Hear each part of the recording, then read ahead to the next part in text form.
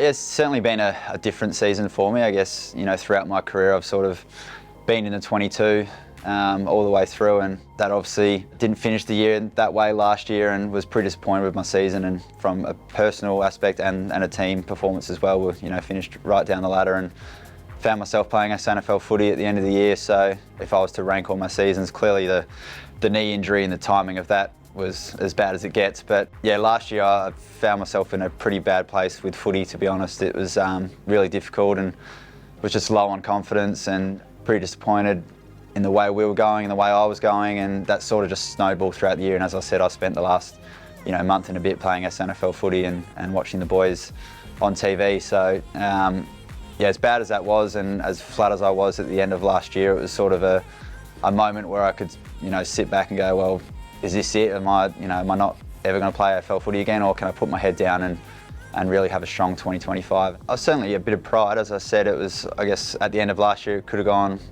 one or two ways. I could have, sooked it up and not really cared and just gone about my business, or, even just I could have retired last year, to be honest, if I, really wasn't going my way. So to be able to go, no, I'm going to put the head down, and I had a year on my contract, and to see that out and really get the best out of myself for another year, which has been difficult. There's obviously been challenges along the way, and as I said, I feel like I've been going really well, and then you're not selected, or you come into the side and you go back out the side. So it's been pretty stressful throughout, but yeah, I'm proud of the way I've gone about it. And as I said, I haven't sooked around the footy club. I've been able to go back and help some young guys.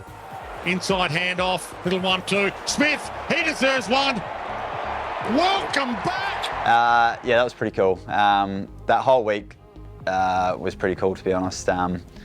As I said, I've been pushing really hard to get into the side, and an opportunity popped up for me. And yeah, when I got selected in the team meeting and the team came up, it was almost like a debut. All the boys jumped up and got around me. So yeah, that made me feel really good, and it made it a special moment for me. And then to get a good win and kick a goal with 30 seconds to go, and sort of got to a position where I realised the only way we're going to have some success is if us older guys help the younger guys and progress them as quickly as possible. So, it wasn't going to be us, I talk about, myself, Laddie, these guys, it wasn't going to be us spiking in performance, it was going to be these young guys. So how do we help them get to where we need them to get to as quickly as possible? And so that was a real shift in mentality about not so much my performance. Obviously I want to still play well, but it's how do we get these young guys playing some good footy and becoming A-graders for us. And I think we're seeing that now with the last couple of years, where some guys have got to, young guys like Solly and Rash, Maxi,